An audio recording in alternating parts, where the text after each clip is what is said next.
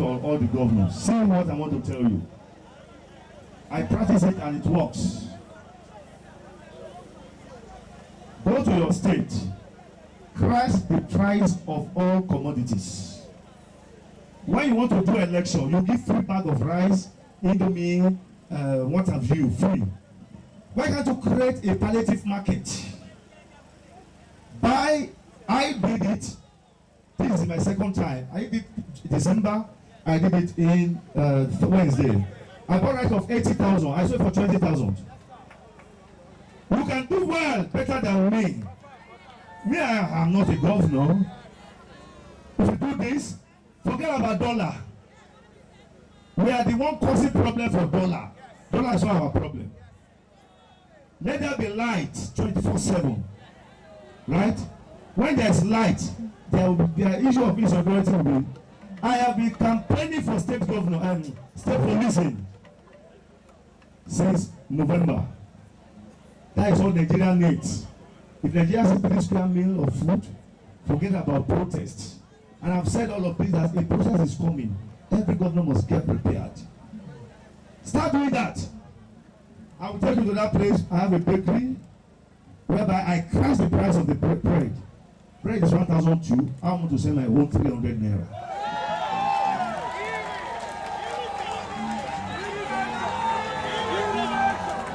So what else do you want? 10 tubers of yam. I sold it for 2,000. They are selling it for 15,000. 1,500.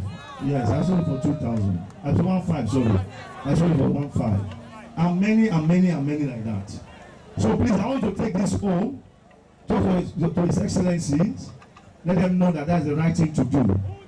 We have many governors. I didn't invite Lagos State Governor. I didn't invite any other government, but you are my friends. Ekiti is my friend coming from my state. Taraba, I'm Taraba's too. Abia, 1 mile leg is Abia. Can you call them? Shout hallelujah. So as we are progressing, I want to start this way. These very young girls, see, when we invite musicians, they are very arrogant. Yes. They will tell us, no, we will take this, we will take that. No, we take easy. No, you pay our money complete. When I invited her, I said, Eloniowo. He just came. I said, give me your account. He didn't give me an account. And I look at her, who is she? Coming to this place again, where's your account? He didn't give me an account. Now, you can listen to me. I have a program in June, which will come. That program, I'm going to give you a Jeep. That's this now. I want to give you 2.5. To appreciate you, say thank you. It's a gift. It's not anything. Then you come and take your Jeep in June when I want to move into that church. So you come and sit for me. I will give you a Jeep. You will say it yourself.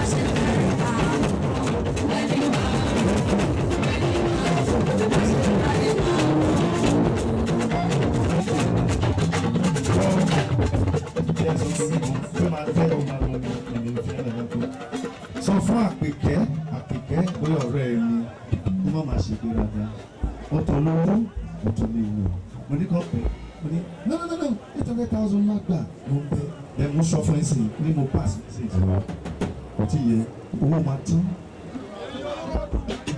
pé èyí ṣe èèyàn lórí ìsìn orí èèyàn lórí òṣèlú owó máa tán money go finish na woman dey go remain so by June we will invite you we are free you can go. Thank you. Thank you so much.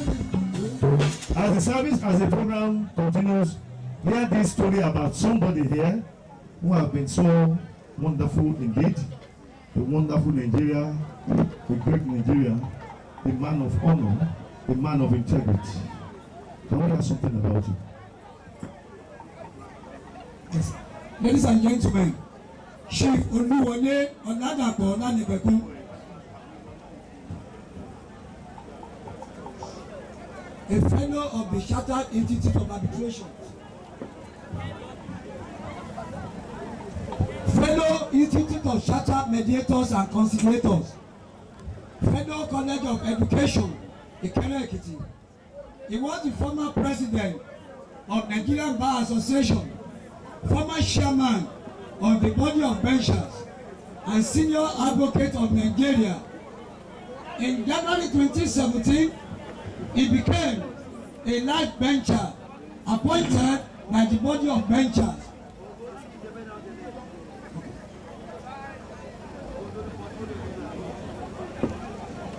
Okay. Baba is a distinguished legal luminary who remains the light by which several grouping legal fields are guided, having built many lawyers' careers and projected them to the commanding height of their enterprise. Baba focused on the pursuit of excellence in legal and client service since first entering the practice of law in 1976. There can be no celebrative statement of a man worthy of being referred to as a jewel of inestimable value that has positively impacted his country with the instrumentality of his legal practice.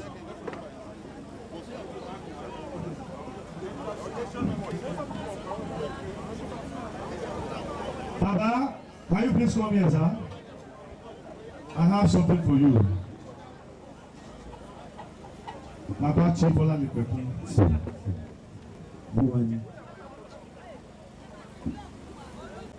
Ní ẹjọ́ lè lọ mọ̀ ẹjọ́ lè lọ bẹ́ẹ̀ church ò tí acknowledge àwọn ọ̀tẹ̀ ń ṣe wúlò àwọn Yorùbá àti acknowledge ti bàbá ti sọ fẹ́ẹ́ fi kó lágbára o tẹ́ ẹ náà wọ̀n lọ́wọ́ ló ti ló sì níwájú ẹ kí sojú ìṣáájú ẹ̀rọ pàtàkì nínú àwùjọ ẹ ti sí ìdílé bọ́n ẹ̀jẹ̀ sáàbò láti inú ọkàn mi wá òfin nínú ẹ̀bá àgbà sí ẹ̀fà mi ẹ̀ka ní jẹ́ GCR ó lè di GCR àtẹ́ta lọ olùsọ̀lọ́ ó yàtọ̀ lórí ẹ̀dìdé ẹ̀kánsù movement yìí nítorí ìtìní àfọlọ́hún ní ìmọ̀ tí mo lè sọ nípa yín mọ́ mo kàn rí bí ẹ̀ tó ní ìrẹ̀lẹ̀ jù mo lè láì pẹ̀lú ágìrì mo láì kí ẹ̀ gbọ́ ẹ̀ túbọ̀ continue. Number one sound eléyìí number one kò ń ṣẹgbẹ́ Fábí Fálànà kò ń ṣẹgbẹ́ anybody dadi ebi ṣàkóso sọ̀rọ̀ ebi mo sọ̀rọ̀ efilẹ̀ lọ́mílẹ̀ àbá so eléyìí tí mo fún yín látọ̀dọ̀ náà wá pípé iṣẹ́ yín á máa gbòòrò ẹ̀yin number one ní gbogbo Nàìjíríà ó là máa fún yín ṣe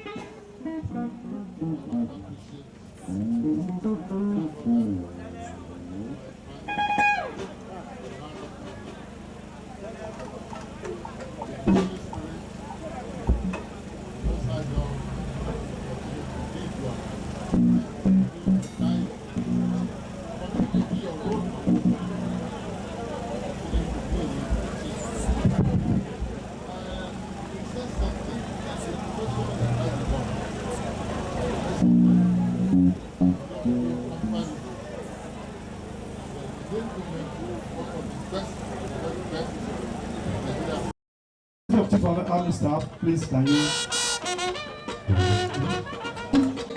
I remember when I was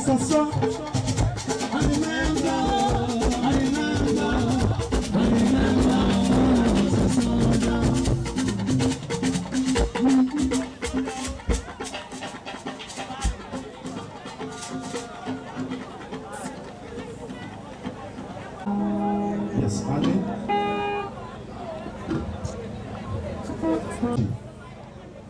Tó máa fi ọ́fíìsì lẹ̀ àwọn olùgbò lọ, wọ́n máa bá ọ́fíìsì àṣírí.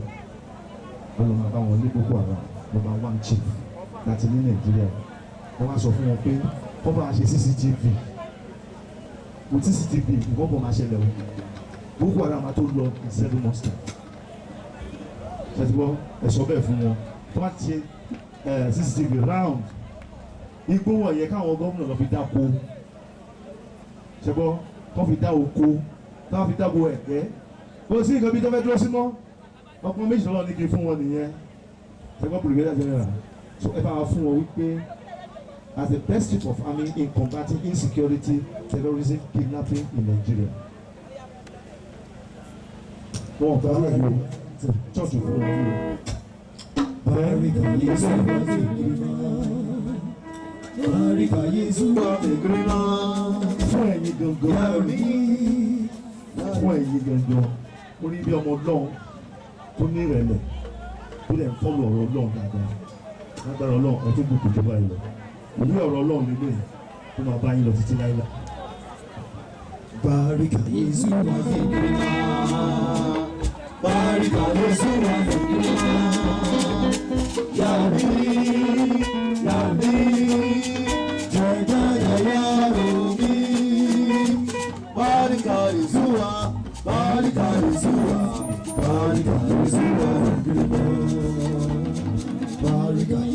Ọba Fatai Akorede Alamo.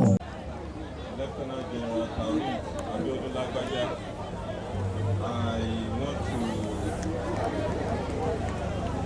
express the gratitude of the chief.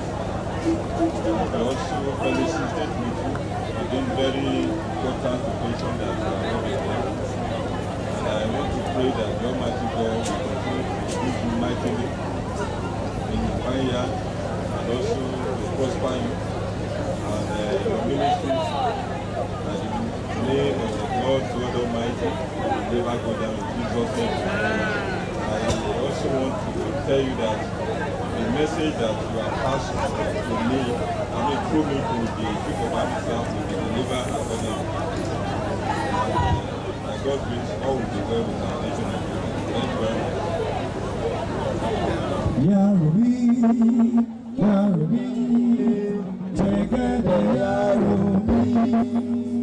Thank you. I've had break ilẹ̀ of 130,000 units. On ta ní àwọn èèyàn ta ní 60 million. But I've had ṣe ti wà ní 20 million. Wọ́n lè san owó ẹ̀ fún 10 years. Permission, Chifola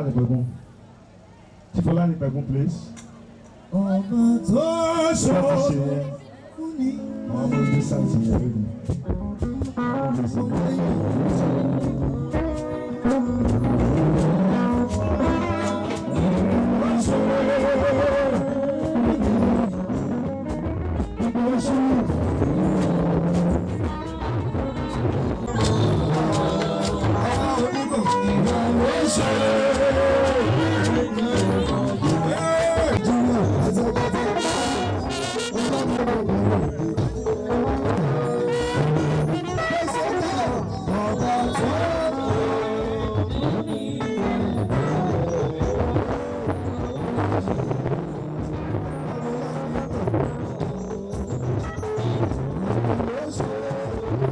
Reduced for the masses. The primate has said that it will take 10 years for them to pay for this house, each of the blocks, and at a very reduced price. Therefore, we are laying this foundation today.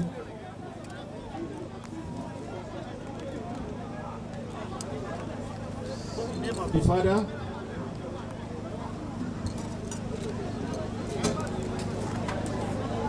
of the Son, and of the Holy Spirit.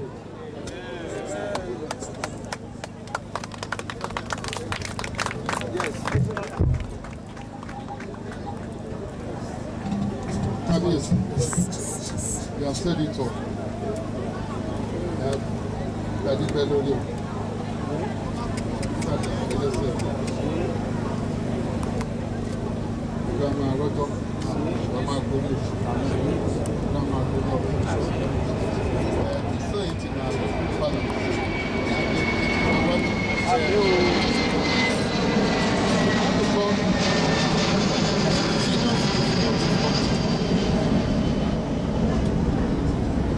You have laid the foundation and not been out of it. You have done with high support. My dear friend, why I don't agree with you in respect of what you said I am what I am, by the grace of God, and I don't comparison. I respect every person. But let it be noted. You are doing what the church should do. There must be a contiguity between the church and the people.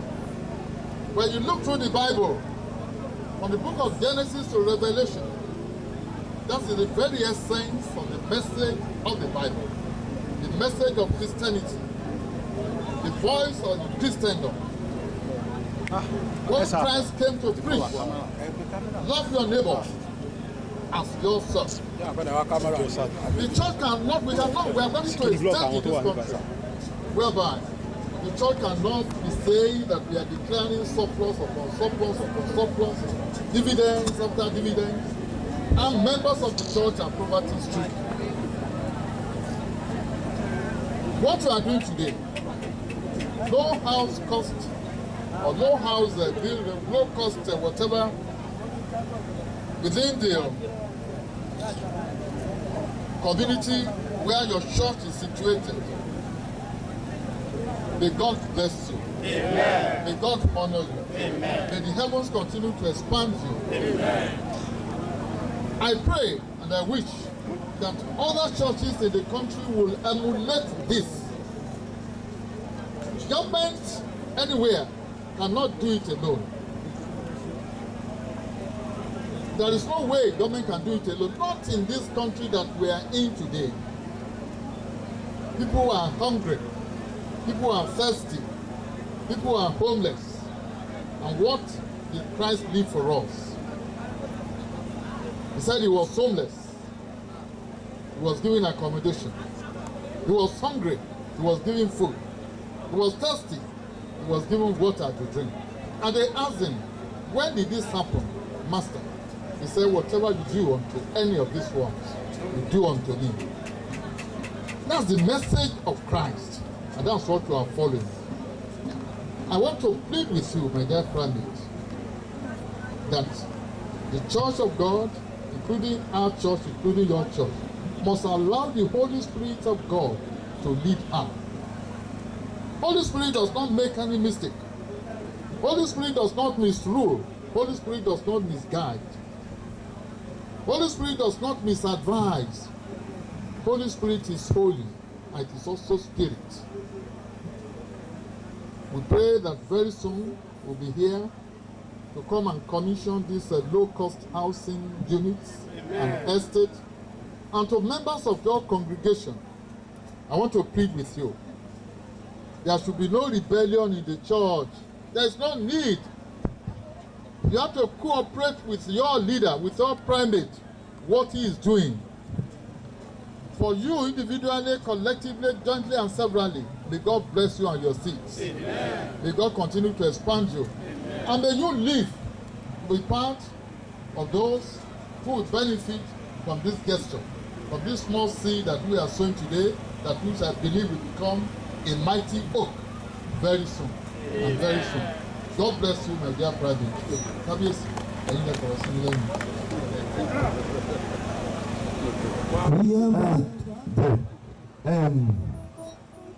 Wọ́n believe nínú Ọlọ́run kan ṣoṣo. Pẹ̀lú iná sọ̀tá àti kàwá lọ síbẹ̀. ẹ wò mí sá bóyá ọ̀rọ̀. èmi kọ́ ní ọmọ ẹ̀ ti rà o.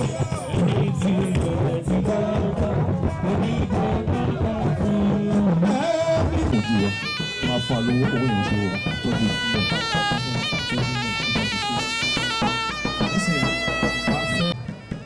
so press tó wù mí láti fún ní mọ́tò náà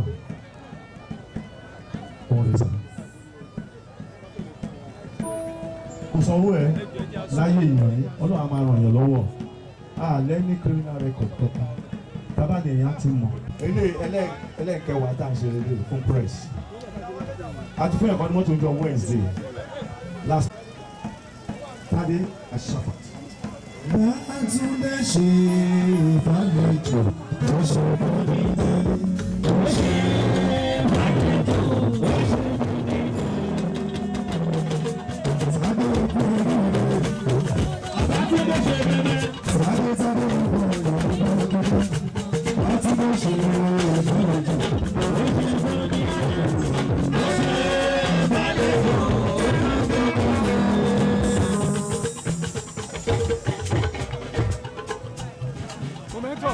Momentus. Lè rí ẹ̀kan yà ó.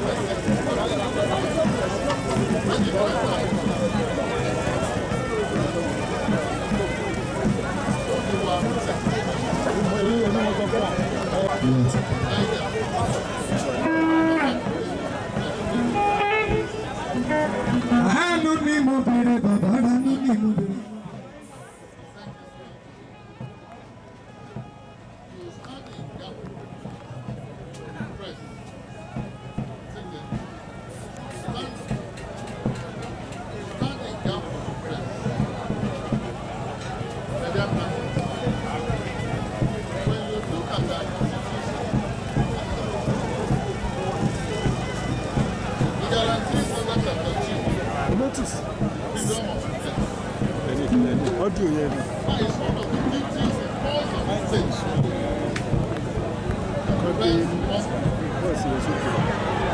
The press cannot be free when the press is poor. And we know in this country that who don't have faith, they take for granted. Now that we have done this, it's also like, and we have said it that this is the fifth government of the press. Please, and therefore, represent the press. God does not belong to the local to represent the press. Go and say it more people. And I pray that other people, when people in Nigeria, never respect publication. God bless you. And therefore, that's it. Ọlọ́run wí ní ṣe bẹ́ẹ̀ kí lè ti ọ̀fọ̀. Ọlọ́run wí ní ṣe bẹ́ẹ̀ kí lè ti ọ̀fọ̀. Now, eléyìí fún èèyàn kan again nínú church yẹn. Òun ká kí pásítọ̀ máa òkú mọ́tò káwọn ọmọ ìjọ ẹ̀rọ ọkàn kálẹ̀. Now, ẹni tó tún kàn nísìnyí, tèmi tọ́pẹ́. Sorry, ẹ jẹ́ kí orúkọ yẹn fún Elisha Owógbègbà. Orí agbóhùn orí ibi ìtìlẹ̀ lórí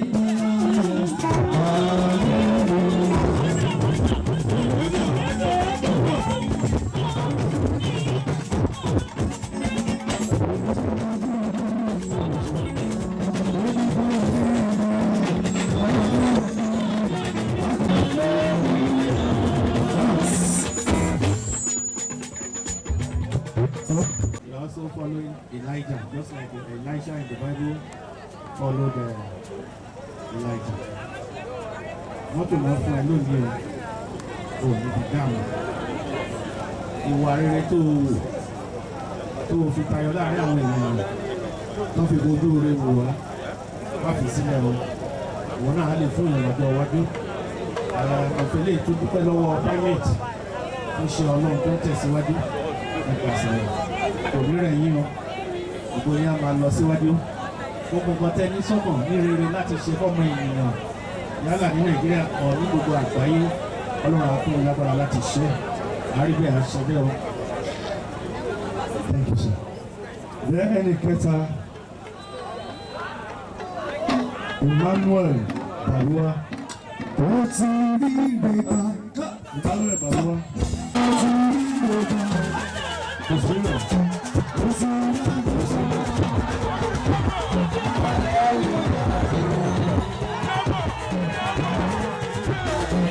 Lórí bí wọ́n ṣe ta òkú lọ́jọ́ ìrìn. Ẹ̀dá ni wọ́n ṣe ta òkú lọ́jọ́ ìrìn.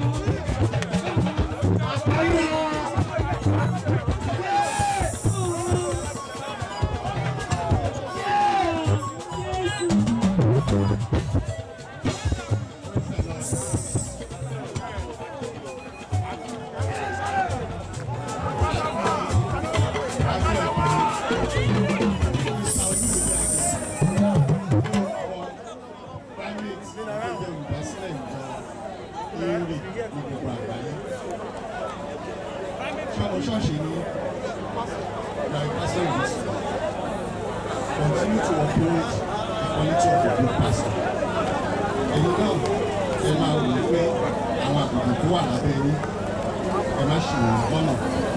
Gbogbo tẹ́ ẹ ṣe tí olùdásílẹ̀ fi rántí ní orí ìpè ìṣe dáadáa ni. Ẹ má ṣe wọ́n, ẹ má sì gbẹ́sẹ̀ olùdásílẹ̀ rẹ̀ ẹ̀sìn máa owó àwọn tó wà lábẹ́ yín ẹ máa fi Ọlọ́run ká ṣoṣo ló wà lọ́wọ́. Orí mi yé bá ṣe sùn lọ́jọ́